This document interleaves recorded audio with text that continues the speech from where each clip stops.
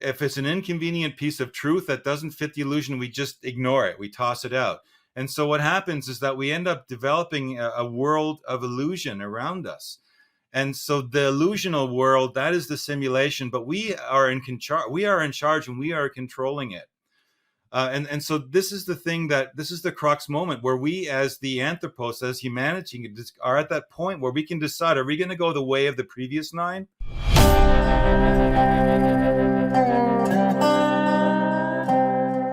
Hey, Inspire Tribe, my fellow freedom lovers. So John Nolan here. Look who's here with me for a new episode of The Naked Truth. Frank Jacob, you look great, my friend. How are you? Oh, thanks, John. Compliments will get you everywhere. You're looking pretty dapper yourself, I must say, even though it seems like you never stop working. Well, thank you. Thank you. I never stopped twerking. You never stop twerking? Did I say that? I meant working. No, but twerking's a good word. I like that word. You know, when you've been twerking a lot lately. No, well, listen, when you are dedicated to give it your all on your last go around, here, then you give it your all. You just give it your all, because I'm not coming back, Frank. But listen, let's talk about this a little later. We got to talk about it. Hey, your new webinar, first part, is out, like released. It's out there.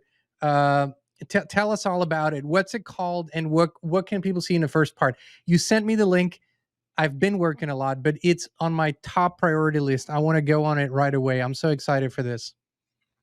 Well, it's, as you say, I made the promise and I would get it in July. And of course, I managed to get it in on July. And, for those who were waiting a long time, I'm super thankful that they were patient and bore it through. But I'm sure, and I know so far, nobody's disappointed.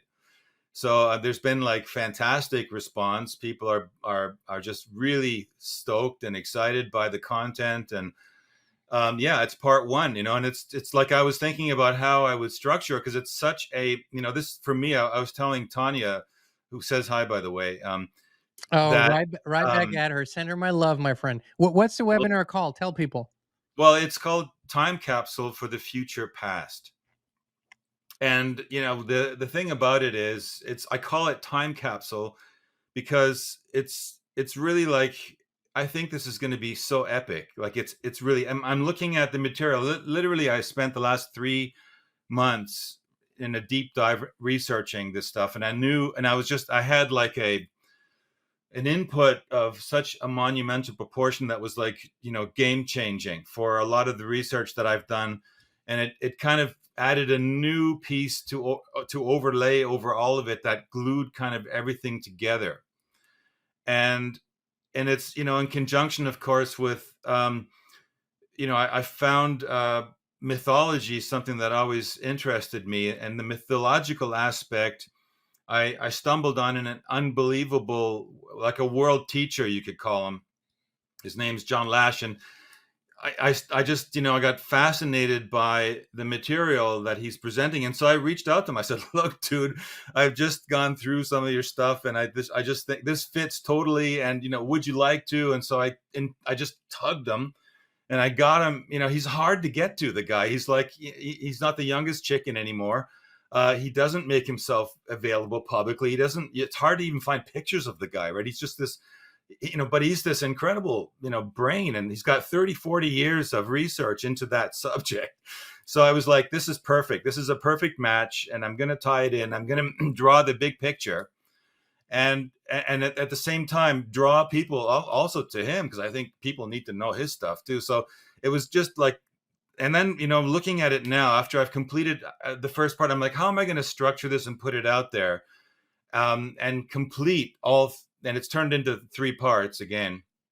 And I thought first I would put out what I'm now looking at as part 3 first, because the actual subject matter of part 3 deals with history. And, you and I have batted around some revisionist historical ideas on some of the shows that got us into a little bit of trouble, even maybe.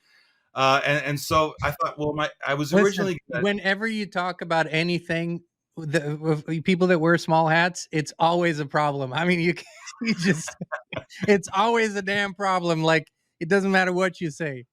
Right, exactly. So this is like, okay, I was actually going to go out with like what is now part 3, but then And when I'm putting it together, I'm going, no, wait a minute, I can't do that. I've actually got to start, I've got to actually turn it on its head, because like this webinar is going to turn the world on its head, literally. I have to start by turning my webinar on its head as well. So I can go out with, building, like, first of all, setting the carpet, the foundation for where we're headed, and a very, very highly spiritual, high vibe, high science, and just really come in at it with something very high minded.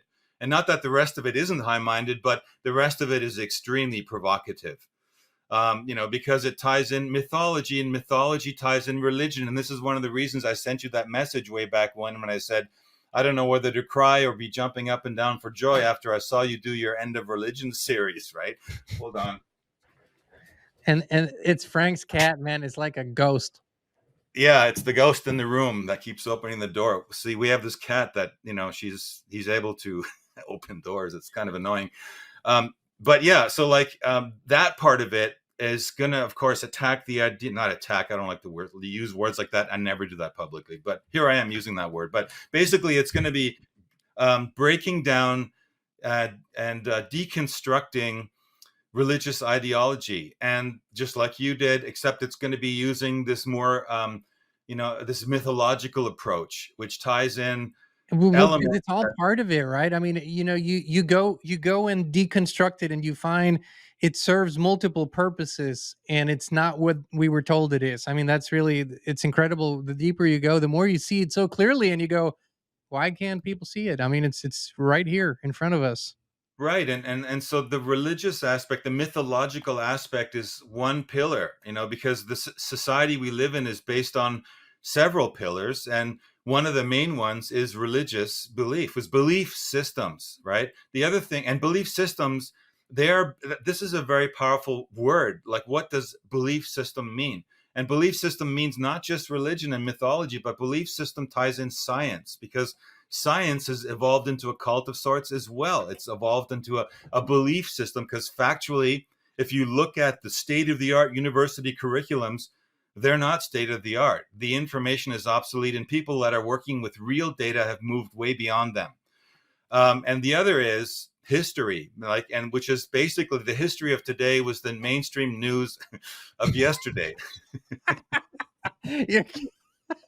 That's amazing. I love that. Cat's just jumping up and down. It's like my cat, dude. Like, at the most inconvenient moments, just in and out, in and out. I'm sorry to interrupt. History. No worries. Is he going to do it again? He's probably going to. People think that a lot of people now think that history is being rewritten.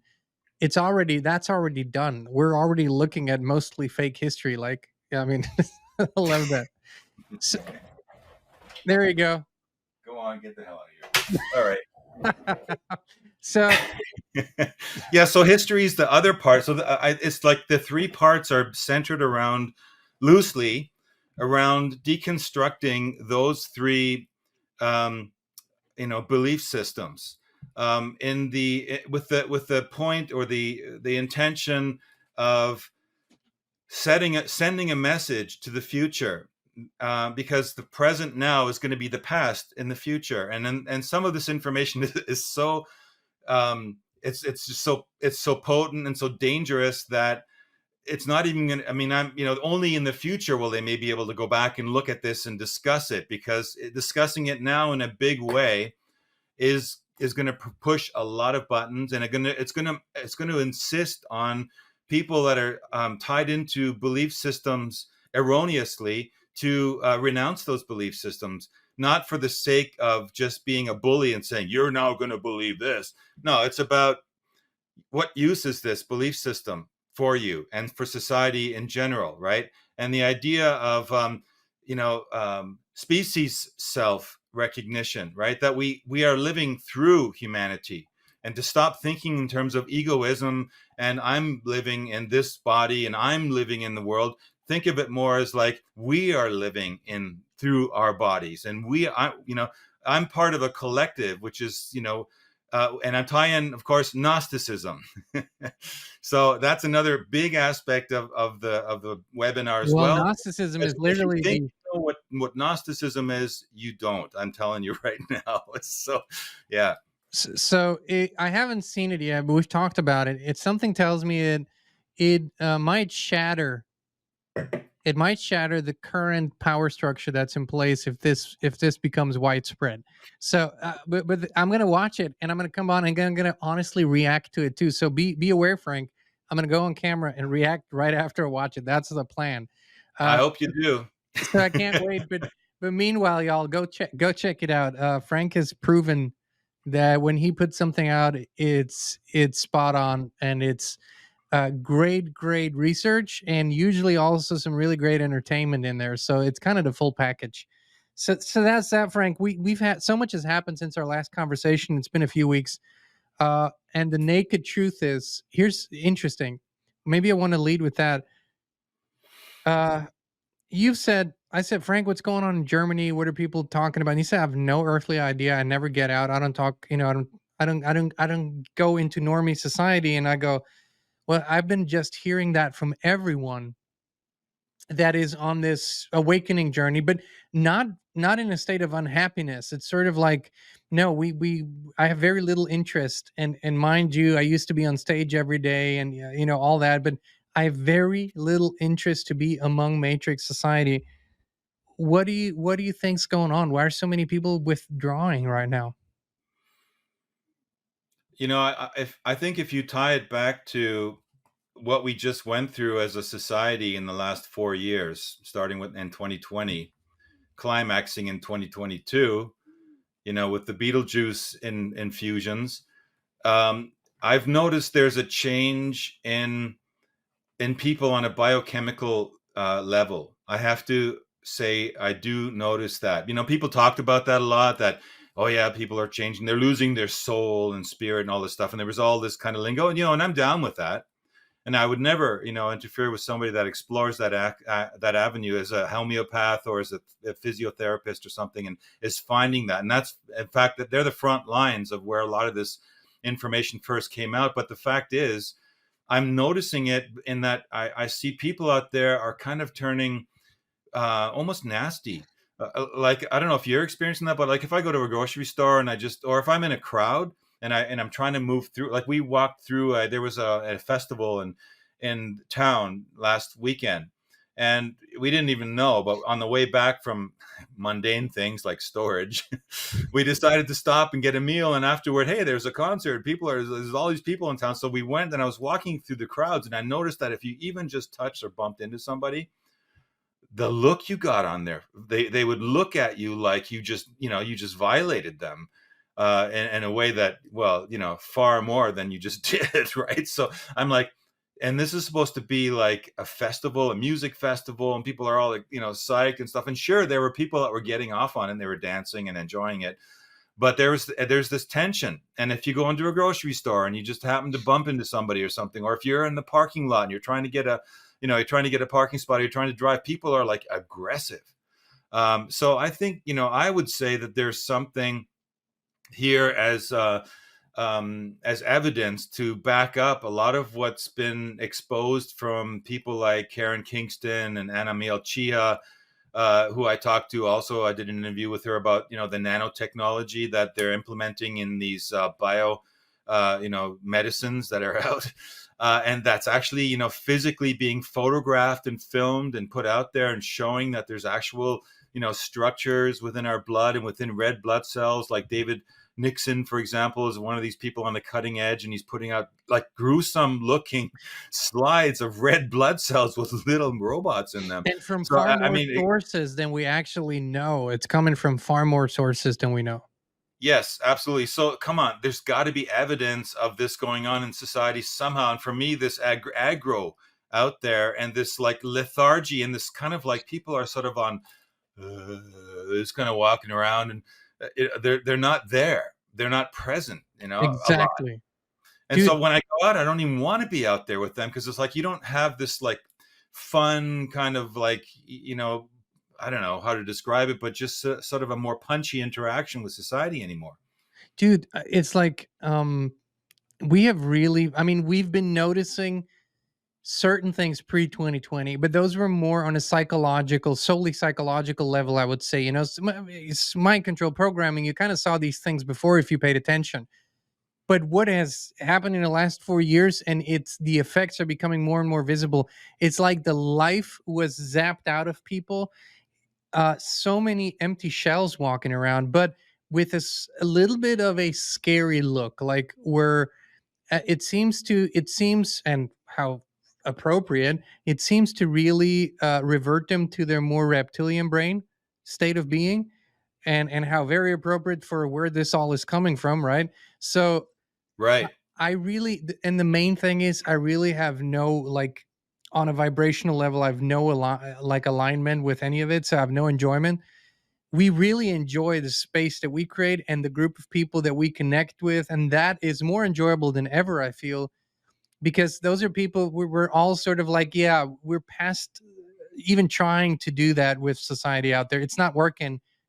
But in that on the flip side, I think it creates even more beautiful relationships with those who are on a similar journey. So there's that. But maybe a big sign for what you just described is not just the opening ceremony of the current Olympics, which I mean was just a shit show, to the nth degree, but um, an outrage, on various levels. So there was in here there was an outrage, of course, by the Christians because of the symbolism and the Last Supper and all that. Understandably, then there was an outrage in the awakening community, or more sort of a pointing, hey, look, they're showing all these demonic shit. Um, and then there is still what seems to be the masses that are just, Yeah. yeah, go Team America, go Team Germany. So what did you see? What did you see in that opening ceremony? Did anything stand out to you? Well, I'll qualify also, I should caveat it that I actually never watched it live. Me neither. But I did catch wind when suddenly there was this noise out there, like a few articles popped up where in the news feed you would see something that about the Olympic ceremony and the Last Supper. And since religion is a subject and mythology something that I'm exploring with the webinar, I thought, hey, like I want to check this out. What's this all about? Why are people so outraged about? Right. So sure enough, it's the replacement of the notorious, 12, with Jesus, with transvestites and LGBTQ and wokeness.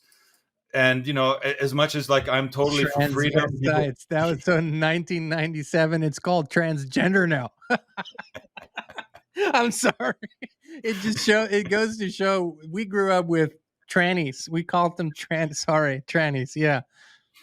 Sorry, go Well, ahead. yeah, I mean, okay, it's the transgender moment, yeah. And as much as I'm listen, I'm totally down for freedom of expression. If you want to, walk around dressed as a woman, or if you identify as, whatever, fill in the blank, hey, be my guest, knock yourself out, I identify as Frank Jacob, and so I'm You quite do? happy with that. I do, so um, imagine that, right? And so that was the first thing I thought, okay, well, it's the moment of wokeness reaching the mainstream in a big way, because the Olympics, and the funny thing I thought was the reaction from the Olympic Committee, like, oh, well, do we offend somebody, really? But we were just being inclusive.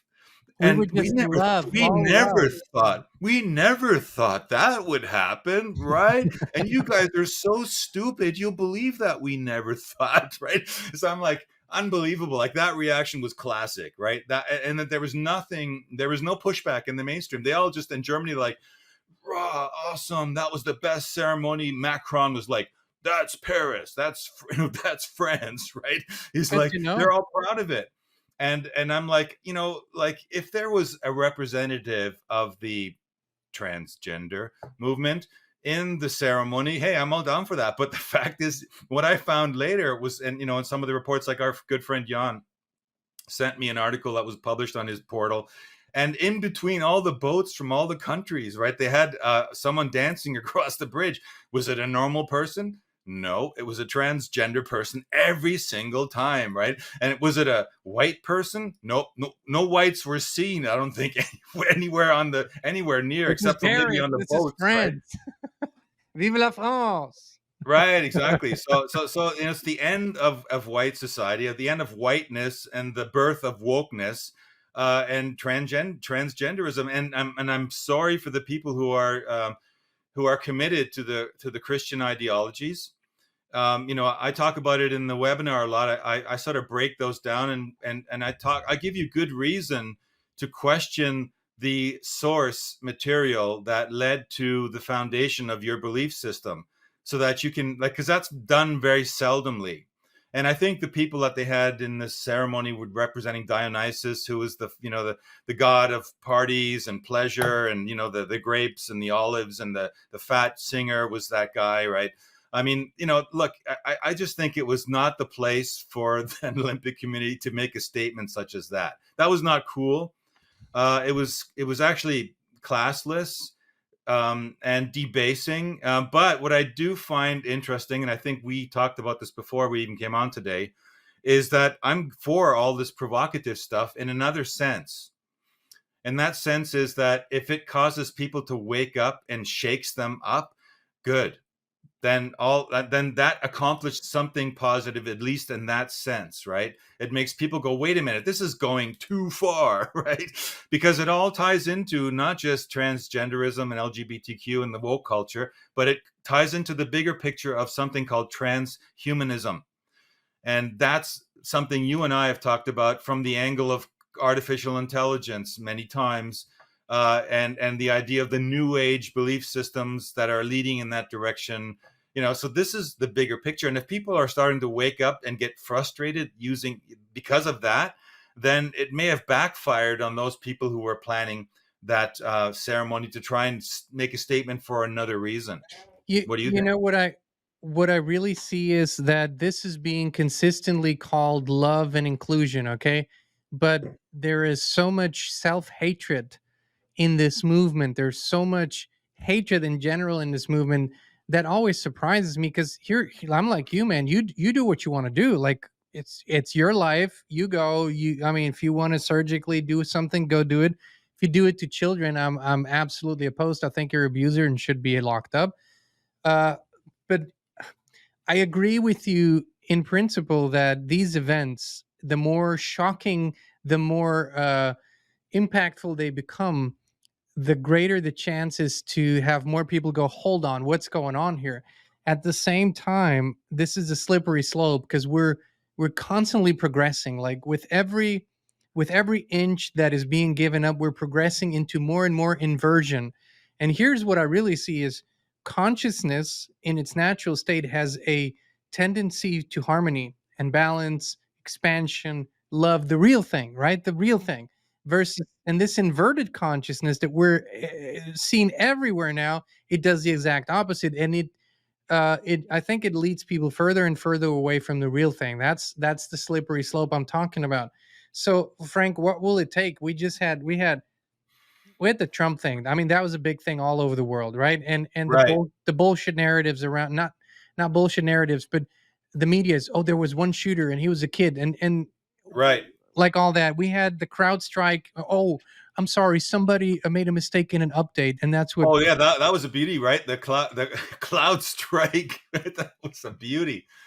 Oh, sorry, we the plugin, the new update on the driver went bad. Oh man, sorry. Yeah, we're so sorry, because we don't have sample testing. We don't do that at Oh, CrowdStrike. we We don't don't we don't do. we don't do advanced testing. We don't beta test our products, but we just throw them out there at the population, even if millions of people, including all major airlines and major banks across the world, use it. It's like, hey, who cares? Throw beta But we testing move out the on. window, right? But here's the thing: we move on. Nobody's talking about it, and nobody goes and says, "Here's what actually happened. They totally fucked us, and this is what." Yeah, No, it's like, oh, sure, it was a faulty update. The media never said, "Hold on, if we at CNN do an update, even we do that. We sample test it on a few computers. We make sure it works, and then we roll it out. Like, that's what we all do.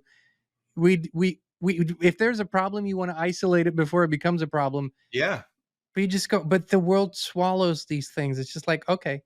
So So what is do you, that a test? Do you think this is a test to see how much more people are going to swallow without resistance?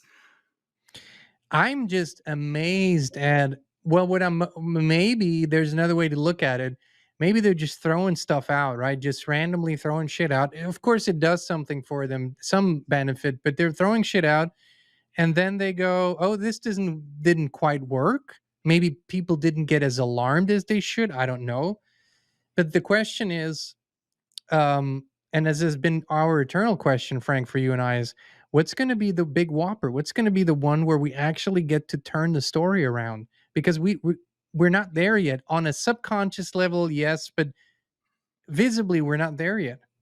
Well, I mean, I think the one that the Whopper will be that the one that gets you below the belt line, to the into your wallet.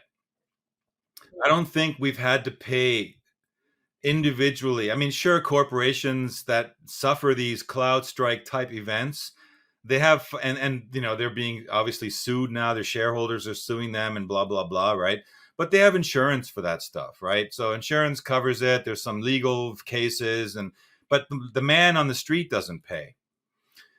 And other than frustration and those people that were waiting in the airport for 5 days or whatever to catch the flight out of there, there's no payment. But the crux will happen. The critical point will be when it actually costs every single person something that is painful, and that is going to be the monetary system. And I think if I'm not mistaken, you just did something on the monetary, the stock market's going down 10 points and Yeah, all these yeah, yeah. corporations going down 10 points. Well, there's this guy called David Webb, and he put a book out in December 2023 that's called The Great Taking. And in that book, because he was a trader of commodities and worked like with some of the top firms, he was the fly on the wall that eventually got a conscience and said, you know what, this isn't going to go. This is going to collapse. And he saw why, and he breaks it down in his book in less than 70 pages. And Paul Craig Roberts did an article on it because he couldn't, he's into financial stuff, and he used to be with Reagan administration. He's a pretty bright guy. And I caught, like I did a couple of shows with some people on that particular topic with the Great Taking, breaking it down to how is that going to work. And because there's this saying that we all know about the WEF, which is like, you will have nothing or own nothing and be happy, right? And so literally that is a technical phrase. And if you break it down with David Webb's book, that phrase means something technically. That's a phrase that has to do with the fact that you will own nothing and be happy. And how is that mechanism actually, how does that work in the real world, right? And so it does work in the real world because apparently, back in 2006, we had that quantitative easing that collapse that started, right, where all the taxpayers coughed up some money and gave the poor, too big to fail banks a wad of cash and to save the economy, right? Yeah, yeah, yeah. Um, They flew in with their private jets here in the US. They flew in the big auto, big everybody, big banks flew in with their private jets, negotiated the bailout, basically blackmailed them into a bailout, and then they paid themselves some hefty bonuses. right. Well, what we didn't know, John, at that time, and we I only did know now. actually. I actually It's we just like did. with the climate. It's like with the climate conferences, right? They fly in with their CO2 spewing mega jets and land in Dubai, whatever, so that they can party with their cigars for a week and drink expensive champagne, right, and caviar, which all of it requires to be flown in as well, and more carbon, right? Yeah, it's a total hypocrisy. But what's going on here, and what we didn't know in 2006 was that actually that was a test case for the law, which has been using the UCC. Like, they can't push this stuff through in Congress. They can't make laws and put laws in the open on the books that tell people, hey, we're going to take everything and we're going to change you from a creditor into another category, so that when the whole thing collapses and you think you have credit securities in your hand, guess what? They're going to be worth not even the paper that they're on, right? Folks, But we listen, can't I put that think on the books. Frank's talking about the Uniform Commercial Code, right? I am talking about There the you go. Uniform Commercial Code. That's how they slip it in, and then and David Webb breaks that down beautifully.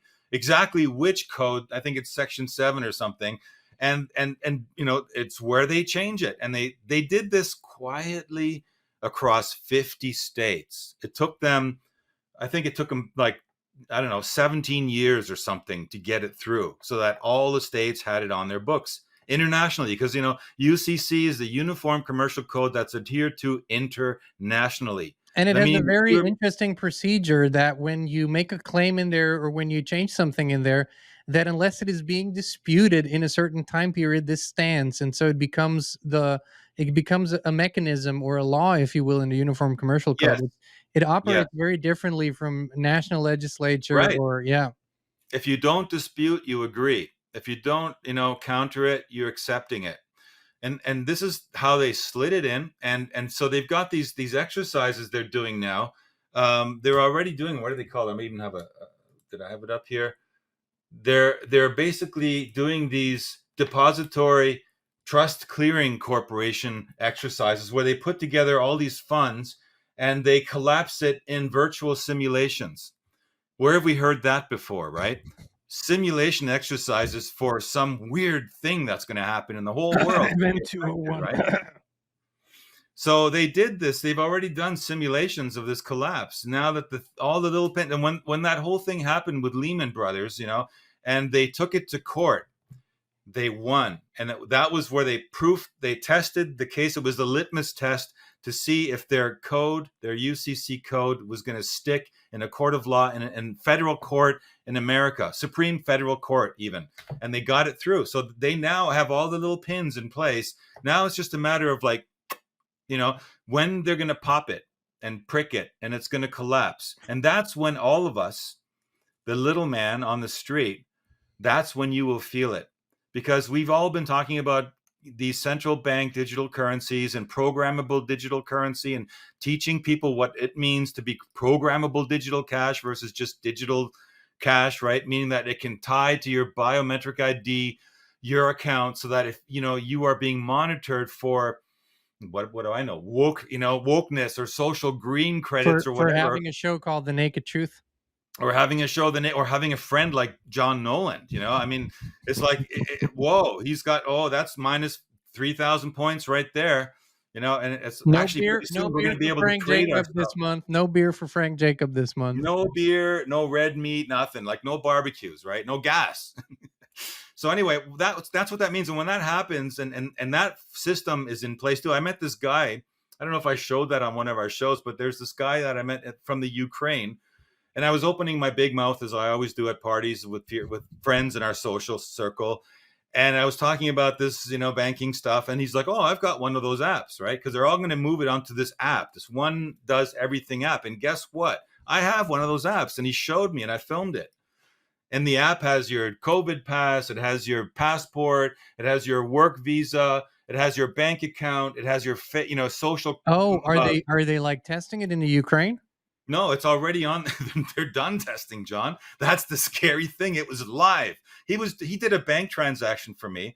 He bought something using his credit, and you know how when we buy something on our credit card now, or in Germany or in Europe, you have a debit card, right? You Yeah. go and it's like cash in a way. It's digital cash, right?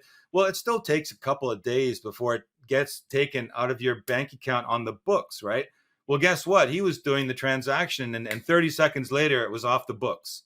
So it's live. Ukraine is already there. They're already doing it. They're the first reset country, and they're proud about it. Well, yeah, there's big plans for the Ukraine. I mean, they're going to be the 15-minute country, the first 15-minute country. The first 15-minute country. Yeah. Yeah, that's And so this is the thing that is going to hurt, because when that line gets crossed, John, it's over. What are you going to do if you want to fly over to visit me over here, and you're not, you know, and your woke credits are negative 10,000? I'm sorry.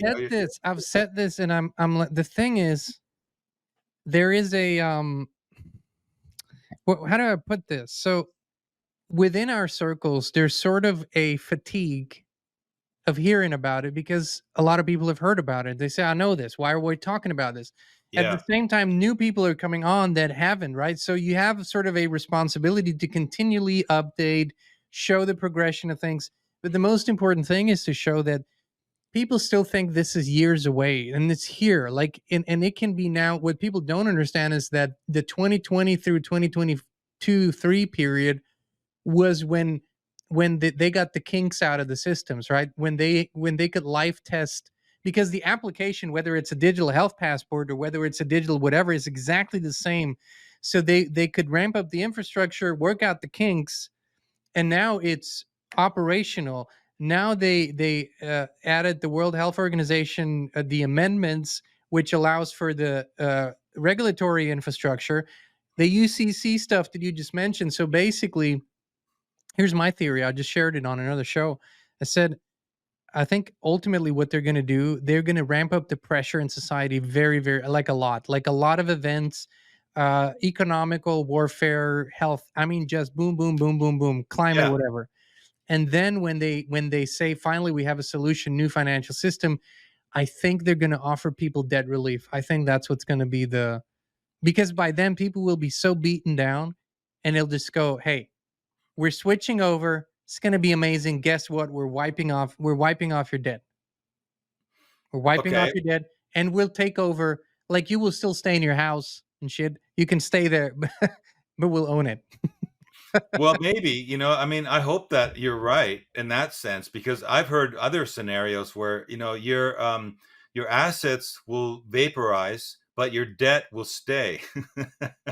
And that's how they're going to lock you into having to continually serve that system, because they'll hang a carrot in front of your face and they'll say, but, you're going to have universal basic income now, and we'll cover you, you'll have enough, and they'll revalue everything so that instead of a price of gasoline being $3 a gallon, it'll now be 30 cents a gallon, right? So your thousand in the bank account will seem like nothing, but now that the prices are back to like 1930s level, right, it'll be like, oh, okay, I can afford it. But actually you find out that you can't afford much more than your rent, your debt, and the food you have to feed yourself with, right? And that's how they keep you from moving mobily and activatingly, or activatingly, I don't know if that's a word, but getting active. Activatingly, that's a good word, Frank. Moving activatingly in the system, so that you're activating people out there against their system, and they don't want that. And part of the social credits thing with this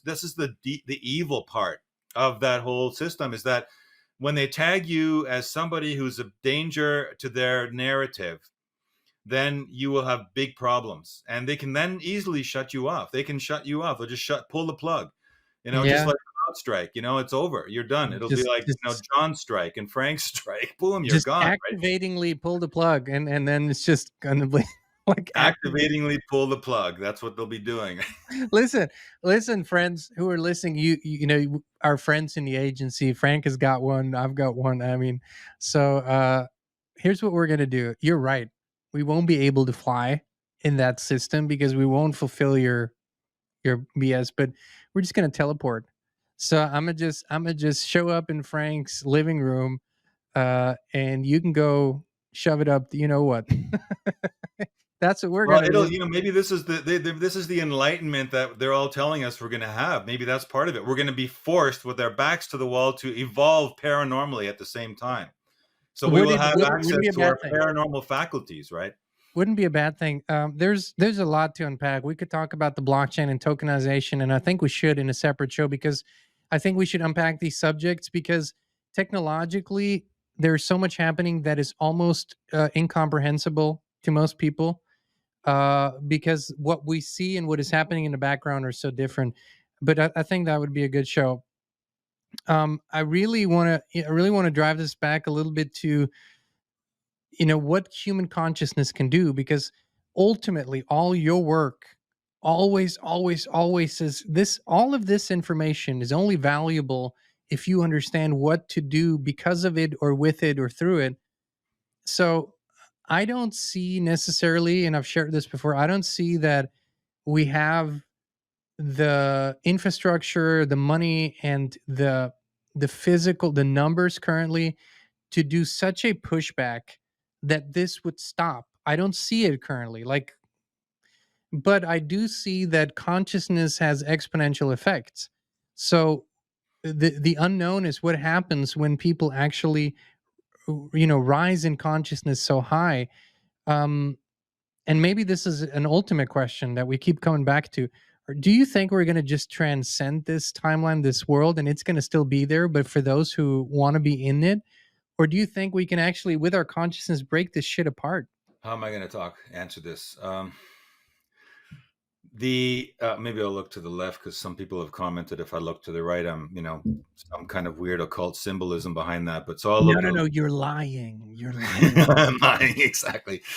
Um, Here's the thing, like, and this ties in a little bit of the Gnostic knowledge that I've been tapping into and feeding into the webinar material. Because you find out that there's a different creation narrative than the one that the Abrahamic religions are putting out there, and that creation narrative has more to do with the earth as consciousness, and that there's the consciousness that we think is only embodied in our physical human bodies or in animals that are whatever, or in plants, or it's there's a thing called animism, and that is that the belief that everything is alive, and that is a fact, right? And Everything has consciousness. Yeah. that there's consciousness in everything, and that we're interacting with it. So there is there is a level, a divine level that speaks to a point where you realize, okay, this is where the divine experiment, the anthropos, as the Gnostics call it, has reached the crux moment.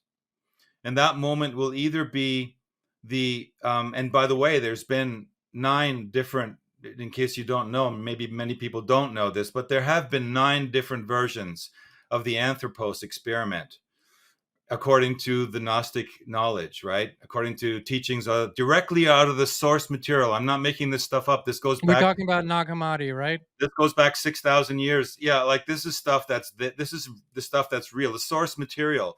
So this is like number 10. And so that shows you that it can fail.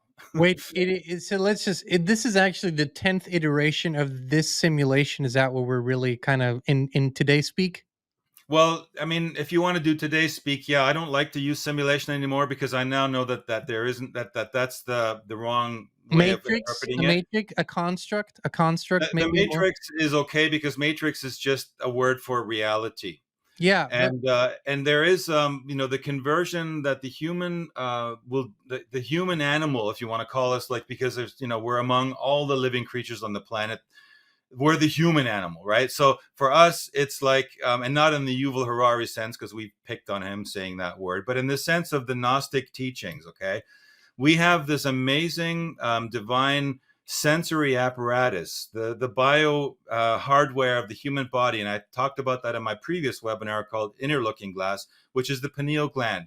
And I talked about the wave structure of matter and how we convert waves into matter, right? And so that process of converting waves into matter that is sensed with our physical bodies is the real physical universe. That's not a simulation. The simulation is when there's an idea that's put over top to try and interfere and block with the execution of that human divine experiment, which is pushing us to be all we can be, to be the creator beings that we are. And we've talked about that in that language as well on our shows before.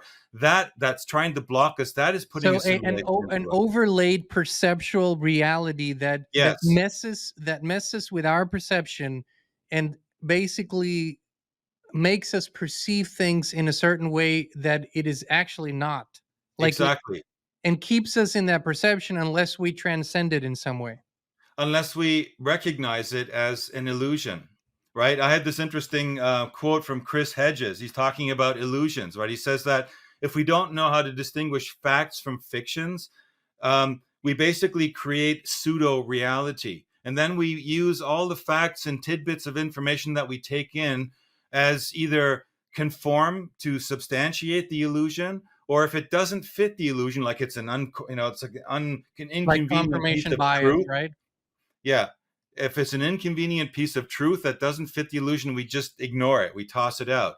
And so what happens is that we end up developing a world of illusion around us. And so the illusional world, that is the simulation, but we are in charge and we are controlling it. And so this is the thing, that this is the crux moment where we, as the anthropos, as humanity, are at that point where we can decide: are we going to go the way of the previous nine, or are we going to step up and are we going to recognize our intimate connection with the greater divine being that actually made us and brought us here and is living with us here in the whole thing?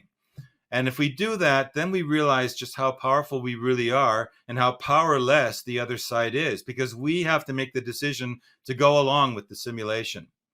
And if we don't do that, that's probably the best way I could formulate the idea of simulation based on, what I'm working through right now.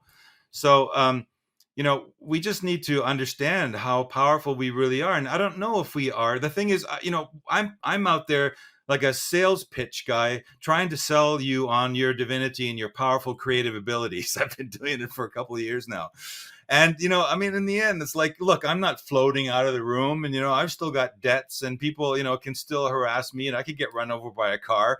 I'm not some, like the Christ, who can walk on water, which, by the way, is another problem with the Abrahamic religions, right? The transhumanism started back then, but I won't go there because I got a mouthful today from someone about how I went too far to scare people off.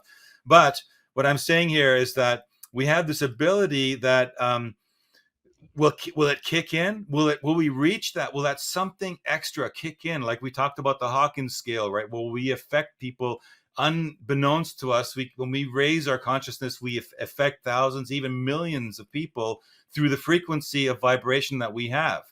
Will that be true? And that will be the real test, right? That will be the test, because if it's not true, then all of this was in vain, and I don't really want to believe that, because I figure if the divinities, the aeons who created this world, created it, they wouldn't want to create a failure. They would want to create success, right? And so there is the success out there. The template for success is out there, but it doesn't necessarily mean it's going to come true. And there could be another experiment, another round of it that could come into being. But I don't want to be part of another round. I'd like to see the success of it. So and the short answer to your original question is, I don't know. I think it's up in the air. Yeah, well, the intention behind that question is not to get a definitive answer, is to expand in our answers, right? Is to expand in our perception of it, into intuitively diving deeper, and also looking as to how the answer changes according to where we are in the journey, because the answer must change. If it doesn't change, we're not moving. So that's kind of that's the intention, is to continually go there and see where we stand on this. For me, man, it's like um I had a point in my journey where we were both, like Christine and I, and we already had children, we are both ready to go, okay, we're just gonna go and leave society and be on our own and dedicate life to this spiritual expansion and living in a very harmonious way. Uh, and all of creation put all the brakes on it. Like whatever they could put in our way was put in our way, or they, when I say that. But it was just clear that we were supposed to be part of something much more active, right? So, in other words, I was at one point on this journey of, hey, I'm gonna just focus on meditation, levitation, and all that.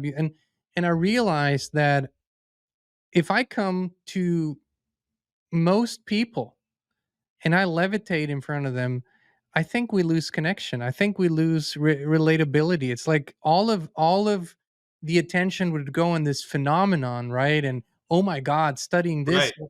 over the actual journey of consciousness recognizing itself, seeing the trap that it's in and has been in, and freeing itself. And for that, the journey has to be sort of relatable, right? We have to be relatable to each other. Otherwise, we lose connection. So that's the best sense that I can make of it. But I do feel like it's almost like a memory to me. I do feel that all the big leaps in our story have always come from uh, consciousness reaching that point of exponentiality, where our collective consciousness rises to a point where the impact is so huge on everything that we see some sudden movements that are incredible, actually. So that's the best where I can get to. Also, I've said this many times, like, if this goes way beyond my lifetime here, so what? I'll still be fully invested. If I don't live in this avatar to see it, I don't give a shit. What else am I going to do? Like, not be who I am, not do what I'm supposed to do. Like, there's really no alternative. But I feel like we keep, no matter where our conversation started, they keep going here. So I think this is important. And I keep noticing when we speak off camera, that's where creation wants to go. Like, it wants for us to go there. Well, and maybe part of it is remembering that it's okay to be human, right? I mean, we've been bashing humanness, and this is what transhumanism is all about. It's the bashing of being a normal, healthy human being, and making it and replacing the ideal of being a normal, healthy human being with an unattainable Superman, a Spider-Man on the wall, in the form of a Messiah, whatever, right? So if there's a Messiah that's going to save the world, that's untarnished and the perfect human being, guess what? That makes us feel like, right? It makes us feel like we're imperfect. We will never attain that state of godness, right? That's God's son, whoa, you can't touch that, right? And a kind of a mind control technique to keep us from honoring and respecting what actually the pagans were all about. They were living in touch with the earth. They were connected to the earth. And these monuments you find around the planet, John, these stone monuments like Stonehenge and other places all over the planet, and lots of them in Europe, they are remnants from thousands of years back that showed you that culture back then was very, very tuned into the stars, the astrology, the movement of things. I mean, even the Dogon, they can't explain how the Dogon in Africa thousands of years ago already knew that there was another star that was not visible until, once they developed high power telescopes in the 20th century, they figured out that, oh, there actually is another star, a planet within that system, a binary star, right? And they had that like way back before there was any telescope. So there's like an element of humanness which has been lost, and I'm hoping that we find it again, and that we live back, and that part of that means that we get back in touch with living with the earth. We're not living with the earth now. We're all stuck in these virtual worlds. So we're all putting on our goggles and Apple Vision, and we're not connected. And the best way to connect with the earth is to go out in nature. And how many of us are doing that, especially city dwellers, right? If they're lucky, they have a garden on their roof, and those that do are blessing the square foot of garden that they have up there, because it shows them the beauty and the magic of nature, of that creation. And everywhere else you look, you see the opposites. You see the influx of machines and artificiality, and everything has to, even now where foods are being made artificial because it's a sin to eat natural foods. I mean, the whole move and the trend is in direction anti-human. And we have to find way back to being human, and to be proud of being human beings, and to love ourselves as human beings. Like, that whole process has seemed to have gone lost. That's why when we go out on the streets and we look at people, they're not connected anymore. They hate each other. In a way, inside there's this filter. It's like, if it's not some, anti-vaxxer or whatever, someone not wearing a mask, or somebody that, they have this animosity that's been implanted into them to move away from what it is to be human. And I think our saving will be when we actually can embrace humanness once again. And I think the test will, I'm kind of hoping for they talk about the pole shift that's coming, or that the grid will be knocked out when there's going to be a huge pulse from the sun, right? And we've experienced some of them. We talked about how there was like 7 in one day. I think the last one of the shows we had, there was 7 pulses in a day. And because the Earth's magnetic field is so weak now, they're actually knocking things out that they shouldn't knock out. So for me, the whole system is living. The sun, the earth, the moon, the cosmos is all connected like a living being. And there's scientific evidence, by the way, to prove it. And that's one thing that's in the webinar. So I'm not going to give it all away, but I will prove to you that it's all connected. I can prove it. I can show you. And that's the way it is. And once we realize that, then we realize that essentially we are all this, there's this living thing. And if that pulse comes and knocks out all the satellites on Earth, that's part of that consciousness. Maybe that was where the others, people talk about intervention, alien intervention, the ETs are going to land and save us. Well, maybe the alien intervention is going to take another form altogether. Maybe it's going to be a cosmic intervention that is going to knock that out, so that we actually, without satellites and without handies and without computers, what are we going to do? Well, guess what? We're back to riding horses. We're back to standing on the corner of the street because nothing else to do, and we talk to each other, right? And we're back to growing gardens of food because, hey, there's no trucks coming up the street with any groceries in them anymore, right? So this is something which, I would welcome as much I'm as there would rooting be. with you, Frank. Are you with me, man? I'm rooting. Brother? I'm rooting with you. Like I've said before, a lot of people are fear driven and all they want is for this to just continue somehow. And I get it because that's all they know and they have been used to. And it provides a false sense of security. If you know something, like most people will choose the devil they know, or they'll stay in a crappy relationship because at least they have that. Then that's predictable to them. Yeah. And I want to bash that. It's a part of the programming, but man, as for me, like I shared this in a show, my LOE, my level of excitement was very high in 2020 when all this started because I felt it was the beginning of something huge, right? Uh, I had no illusions that it was going to bring a lot of pain and suffering over people, but I also rejoiced in this momentum because what I knew was when something is happening at the same time all over the world, that is a unique thing that doesn't happen. Like we don't have a comparable event. Right. So this was something novel, literally novel, even though it was orchestrated, but there it had so much potential in it and momentum, and that's what we see unfold. So to me, I'm like, bring it on. Like bring it on. I don't care, bring it on.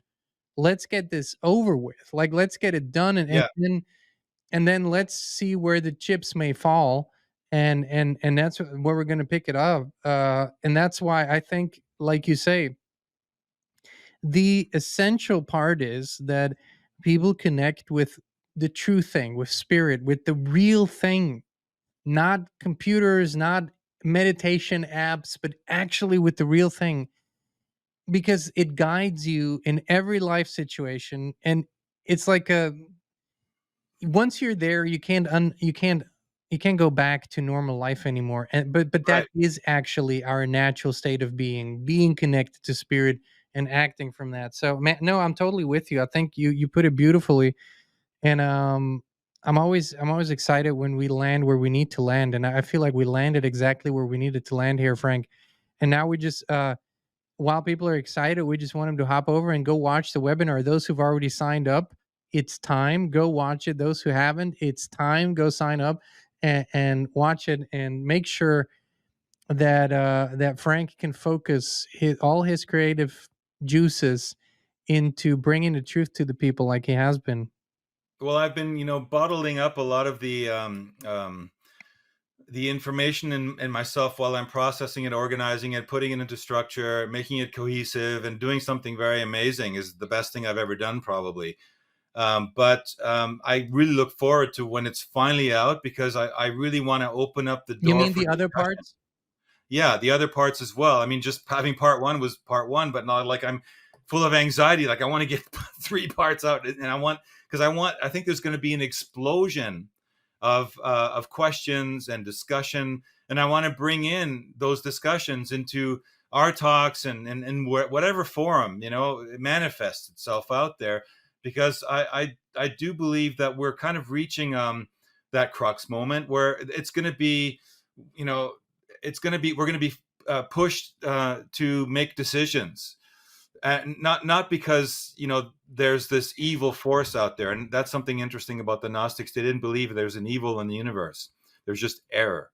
And I explained that also in the webinar. Errors that manipulate, that go on over time and become codified, become the the roads to hell, right? So I think that essentially we need to be bringing these things up for discussion, and we're going to reach that point where in the past, we only heard about the future. There's going to be something that happens. We heard about Steiner 100 years ago talking about things that are now coming true and stuff. But back then, nobody really thought it was going to, it's just around the corner, right? But now it is just 10 years around the ago, corner. dude, everybody thought, yeah. That's, Exactly. Even 10 years ago, but now it's to the point where, we looked at some of the AI in our last show, or was it the one before? But, we looked at AI mimicking humanity. That means that we've reached a technological level, or we will very, very shortly, where we will not be able to distinguish artificiality from reality. And that is why this is different than any other moment in history. And that's why all of us here and all of you, my friends and brothers and sisters out there, you picked a very, very powerful moment to come to this place and be conscious on this planet. So it's up to us, up to you and I and everybody out there to assert who you really are right now, because this is going to all go down. And it's stupid to put a date on it, and it's always frustrating for me to watch people say, "Oh, it's going to happen on this day, and on this date it's going to happen," and then it doesn't happen. It's already going down. What are you? It's already. We're in the middle of it. We're in the eye of the hurricane. Like we're in it. Right. So the thing is, there's going to be that crossover point, and that crossover point is the difference will be: are you going to choose the direction you go in, or are you going to be having to choose? I tell you what, my friends, this is the naked truth. Frank Jacob just laid out the naked truth. Good, nothing to add That's here. the naked truth, man. That's it. Right That's the naked truth. It's an open question that all of you have to answer for yourself. My friend, thank you so much. This was a enlightening, great journey. I'm glad we took it. And now I want people really, I just encourage them to hop over, watch, and enjoy your creations. Thank you for all you do, my friend. Yeah, well, thank you, brother. I'm just in awe of everything you're doing out there, and we're just I'm honored to be on the planet with you at this time, and it's an honor to watch your evolutionary process, and the material you're putting out there is affecting a lot of things. I'm absolutely positively sure about that. And I look forward to us doing these. That's another thing I wanted to say. Once the webinar is done, I look forward to doing these things more frequently together. So yeah, well, we wanted to, but all the best intentions. What do they say? The road to hell is paved with, or something, right? So, but we will, and we'll be doing more of this because we need to have these discussions. We need more people like us talking about this. Not that we're special or that we're higher than anybody else or better than anybody else, but we happen to have landed in this situation. And hey, if we're not going to do it, who will, right? I mean, if we're not going to talk about this stuff, then who will talk about this stuff? Joe Rogan's only going so far. Tucker only goes so far. I mean, they only go so far. We go the full distance until we get censored. But yeah, well, the thing is, this is where I spend my life, like in thought, in creation, in inspiration, in exploration. That's where I spent my life. Like that's who I am. So I can only put that out. I didn't choose like, okay, here's what I'm gonna do. I'm gonna choose to have a career in podcasting. Shit, no. I mean, when people call me podcaster, I still go, what? Who? yeah. YouTuber? Right. What? No, that's not me. I happen to use a platform, but shit, no, that's not what this is about. It's like we're wanting to pass this cutting edge, pass it, not just be on the cutting edge, but pass it, actually transcend all limitations that were put on us, and be who we were meant to be. Frank Jacob, you're the man. Thank you. I appreciate you. Thank you, brother. Thank you, brother. And I look forward to our next interesting engagement, talk, whatever you want to call it. Truth venture, naked venture. Dude, keep your clothes on, buddy. All righty, my friends. Thank you so much for tuning in. We love you. We appreciate you. And we will be back with you again very, very soon with another Naked Truth show.